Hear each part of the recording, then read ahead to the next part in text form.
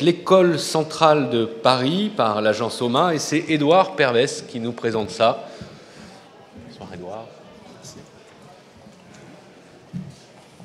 Bonjour à tous, je vais d'abord commencer très rapidement pour excuser Hélène Van Loon qui devait être là aujourd'hui à la base, mais donc je vais vous présenter le bâtiment de l'école centrale que donc nous avons gagné il y a 2 ans, donc en 2012, sur la base d'un concours avec deux maîtrises d'ouvrage qui étaient donc l'école centrale et le PPS. Donc Sylvanie vient de nous présenter la partie un peu urbaine et je prends la partie de bâtiment. On commence par cette image du concours, un collage qui est un peu la genèse du projet où vraiment l'idée principale était de créer, et non pas un énorme bâtiment, parce qu'on avait quand même un très gros programme, mais un bâtiment à l'échelle de la ville. Et en fait, un bâtiment-ville que nous avons appelé Lab City, donc vraiment la ville des laboratoires, qui permet d'exposer un peu ce qu'il y a à l'intérieur du bâtiment. Donc on est parti sur la grille urbaine qui venait du travail de MSTK et donc nous l'avons retravaillé afin donc déjà de subdiviser cette grille et ensuite d'y intégrer les grands axes que nous voulions voir apparaître, dont la grande diagonale qui rejoint le métro et le carré des sciences. Nous avons donc ensuite travaillé le programme du bâtiment, car c'est un projet qui incluait 2 bâtiments, un que nous dessinions et un qui se fait en PPP actuellement. Donc un programme d'environ 45 000 m² de surface utile. Donc nous avons séparé au sud et au nord de la rue Jules-Curie. Et notre bâtiment donc, se pose sur la diagonale. Nous avons donc commencé par prendre cette grille de base, donc un rectangle qui fait 120 mètres par 150 à peu près.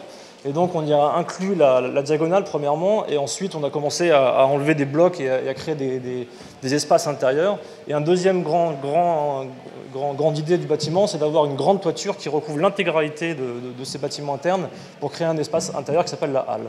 Donc ensuite, nous avons identifié 4 grandes parties du programme, 4 grandes entités qui tombaient bien avec les 4 grandes parties de notre bâtiment que nous avons identifiées avec 4 typologies de bâtiments afin de ne pas avoir un seul et même bâtiment, mais bien plusieurs bâtiments à part. Donc on voit ici une axonométrie avec les 4 grandes entités. En fait, il y en a une 5e qui vient se rajouter par-dessus, qui est le centre langue, qui est un programme commun à tout le quartier. Et donc les 4 entités, donc 3 de recherche, car c'est avant tout un bâtiment d'enseignement et de recherche, et une qui s'appelle l'Homme le Monde, qui est un peu la partie centrale, la partie commune de tout le bâtiment. Un autre travail que nous avons fait, qui était le très important pour nous, c'était de travailler les espaces dans ce bâtiment, parce qu'on voulait vraiment créer une ville, enfin un bâtiment à l'échelle de ville, et donc de travailler les porosités, car il était important pour nous que le bâtiment soit traversable de part en part par tout le monde, par le public comme par les utilisateurs.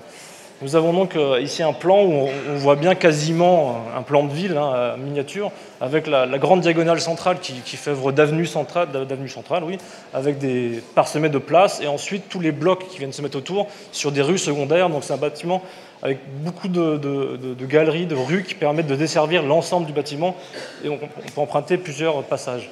Donc, sur cette diagonale, donc le lieu central de notre bâtiment, nous avons donc placé la majorité des programmes publics qui peuvent être utilisés autant par les gens de l'extérieur comme ceux de l'intérieur, donc comme le restaurant universitaire, les grands amphithéâtres, tous les locaux associatifs et puis tous les petits amphithéâtres également. Donc on voit ici l'entrée sud-ouest, donc c'est l'entrée qui s'ouvre sur le carré des sciences, où on avait décidé donc de faire remonter ce volume pour bien marquer l'entrée et un volume légèrement à part car un programme séparé. On va voir ensuite, l'entrée nord-est, où là également nous avons dû travailler un peu le volume pour qu'il soit légèrement plus haut, pour libérer le rez-de-chaussée pour tous les programmes publics, et donc également créer une grande entrée assez visible du côté du jardin argenté.